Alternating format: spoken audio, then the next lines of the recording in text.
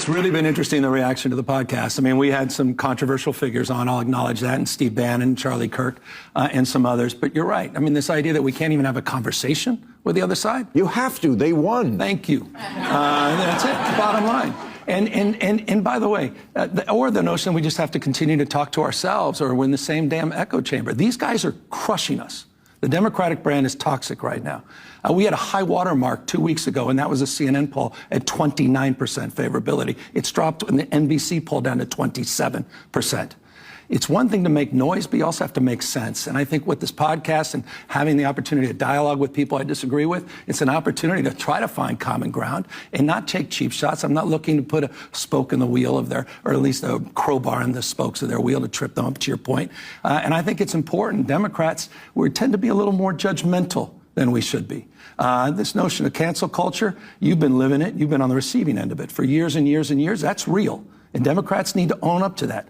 Given that we are in this dire situation, I feel like we don't have time anymore for the old bullshit.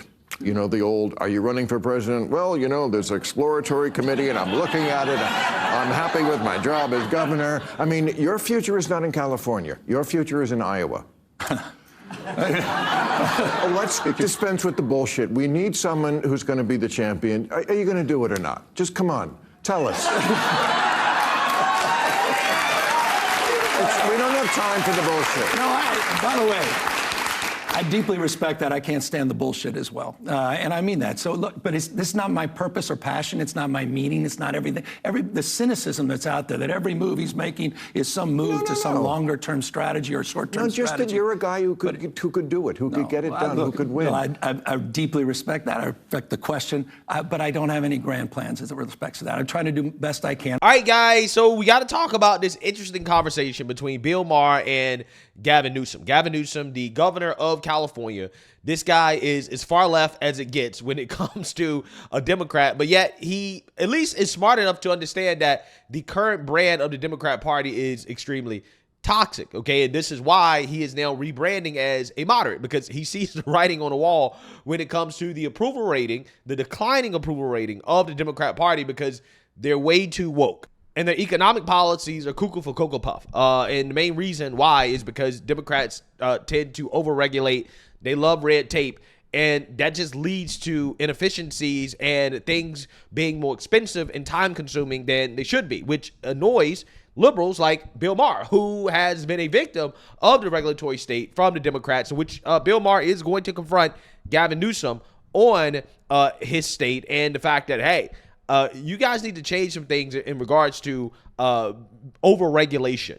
But let's talk about what's important. My roof. Your roof. My roof. Is this the solar? We're back to the solar? After the fire. It's always about the solar.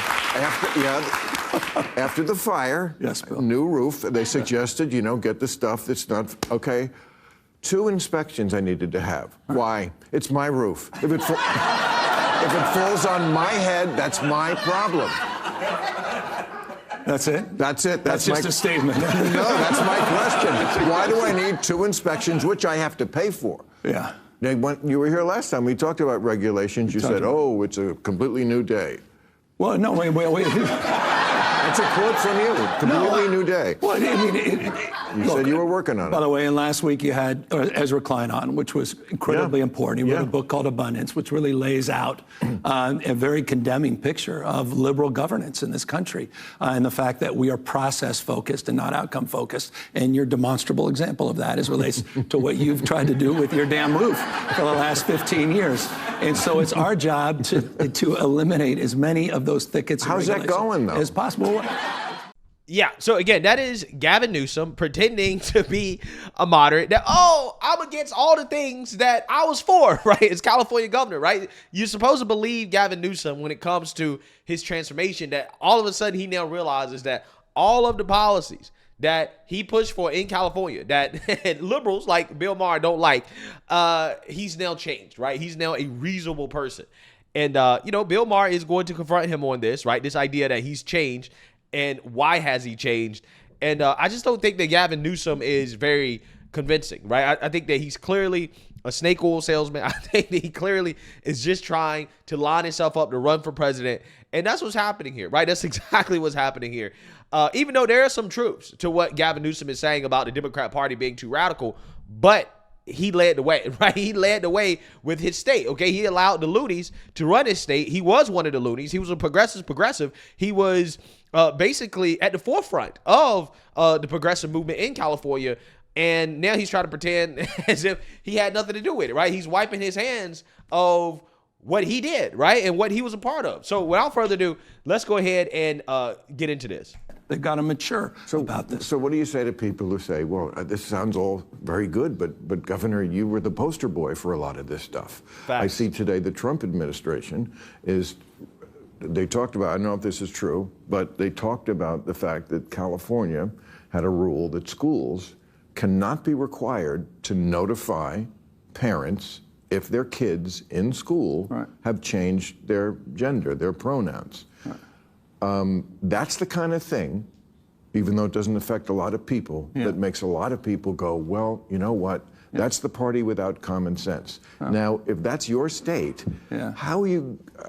Well, I just disagree with that. I mean, the law was you would be fired. A teacher would be fired if a teacher did not report or snitch on a kid talking about their gender identity.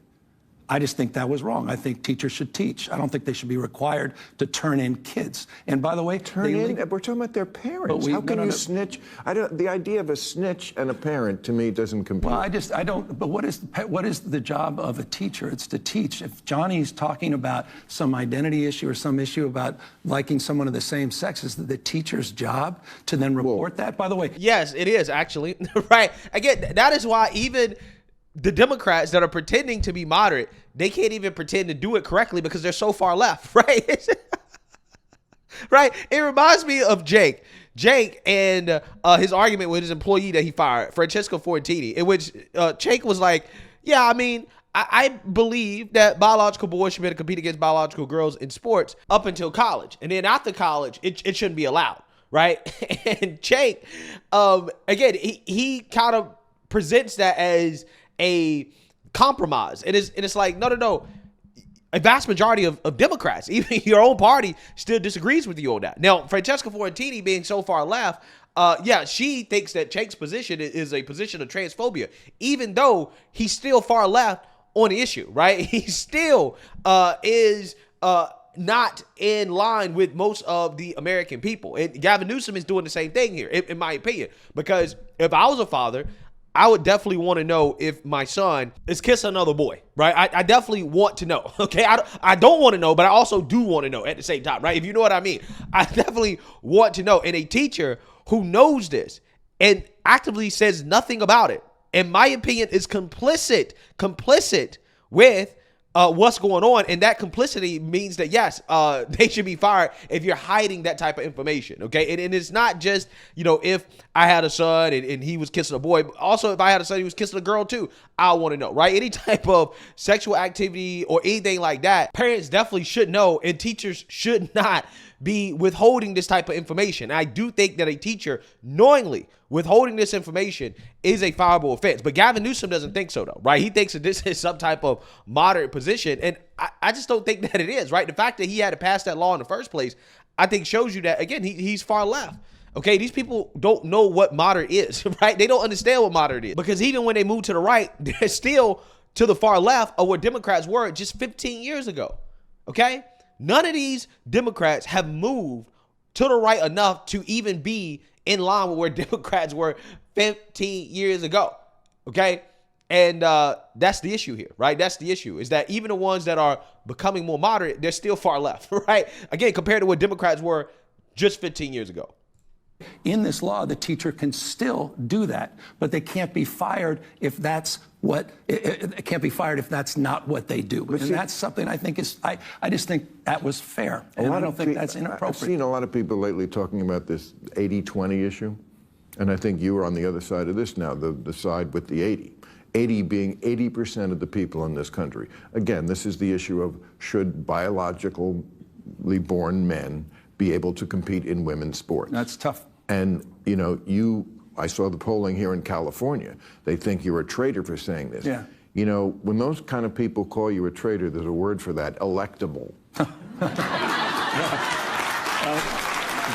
the Democrats, and 80% of the people are with you on this now. Yeah. If the Democrats can't get with 80, how are they going to do something when it's a 51-49? No, look, I get it. And that's, look, and the other side weaponizes these issues. They dehumanize, they attack, they demean, and they've weaponized this issue. AKA, they call out Democrats for their unpopular positions, right? Anytime Democrats come out here, especially when it comes to this issue about trans athletes in sports and stuff like that, they say, oh, well, the GOP, they're weaponizing the issue against us, right? And it's like, no. What they actually mean is that the GOP is rightfully calling out the Democrats for not being in line with 80% of American people. This is why they boo-hoo, whine, and cry about it so much. This is why they don't want to talk about it. Because, again, the far left base of their party is so radical that they're not going to allow Democrats to move to the right on this issue, right? And they know this. This is why they don't want to talk about it. This is why they complain so much about the GOP weaponizing the issue, because they know that for them, it's not an issue that they can really win on. If they allow 80% of American people, they're losing the radical 20% of their party. And they're afraid. They're afraid of their own party. They're afraid of their own base, right? Evidenced by the fact that their base, when they don't get their way, they commit acts of violence, right? So, again, that is the position that the Democrat Party is stuck in right now, because they radicalize their base so much, they cannot move to the right. They can't move to the right, okay? That's what's happening. Extraordinarily well. That said, on the fundamental question, is it fair? And I can give you example after example. Just in my home state, there was someone that won a triple jump by 8 feet. Right. All right. It's just, but it's, it's serious. And we had two people in the state champion. This broke my heart. 2 years ago, I'll never forget it. 18 months ago, we had two extraordinary athletes that got into the state finals, trans athletes. Got in the state finals. The backlash was so bad, they didn't even compete. And the other two people that were kicked out weren't able to compete. It was fundamentally unfair. We haven't been able to figure that out. So I express that as a fierce champion of LGBTQ rights, yes, and have with a record that I don't have put up with anyone. You have the cred. Yeah, he's a fierce champion of the far left woke agenda, right? And this is why nobody should believe him when it comes to his so-called moderate transformation, right? Nobody should believe him at all, because remember, CNN exposed Gavin Newsom for the champion that he is. He's a progressive champion, okay? He championed all this stuff that he's now claiming he doesn't support. Take a look. Let's take Latinx. We did find somebody who used it repeatedly in his office. Let's take a listen to this. I hope we can really paint a picture in terms of our consciousness of how impactful this has been on the Latinx community. The Latinx and black communities. You've got politicians that are banning not assault rifles, but the word Latinx. They're not even serious. And look, Aaron, those aren't the only times that we found that he used it. He also used it a lot on social media. Look at a few of these right here. You see there, that is a lot of use of Latinx by him for somebody who said that nobody in his office has ever used that phrase. Right. So that was put upon him. All right. So he's also rewriting history a bit on his stance on transgender issues, which he had a point of view on his podcast, again, just 2 weeks ago. Here's where he is now. It turns out in 2014, years before I was governor, there was a law established that established the legal principles that allow trans athletes in women's sports. But the issue of fairness is completely legit. It is an issue of fairness, and I think Democrats have lost that. No, he didn't always feel that way. No, that's right. And look, in that statement, he's kind of making it sound like he wasn't involved in this at all. He's like, oh, it was in 2014, years before I was governor. Like, you mean when you were the lieutenant governor? When you actively defended and praised that law? And one of the videos that we found was actually him praising not just the governor at the time, Jerry Brown, but the California state legislature for putting that in place at the time. Take a listen to this. Thank you for what you did on civil rights for students in our schools, transgender rights in this state.